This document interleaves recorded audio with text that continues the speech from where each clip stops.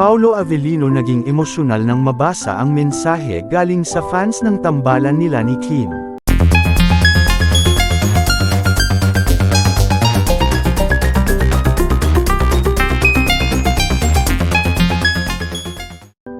Paolo Avellino naging emosyonal nang mabasa ang mensahe galing sa fans ng tambalan nila ni Kim.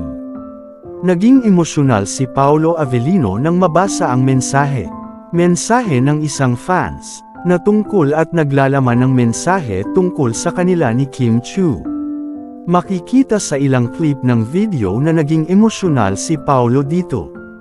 At makikita rin na ipinost at isinare niya ito sa kanyang Instagram at Twitter, upang ipakita sa iba pa niyang mga fans, at umiidolo sa kanya, saad sa sulat, ang simbolo ng infinity, na kung saan ito ay nangangahulugan ng pagmamahalan, at walang katapusang pagmamahalan, nila ni Kim Chiu, nakasaad sa mensahe na The Avenue Linos, wishing you Kim and Paolo, a lifetime of happiness and love.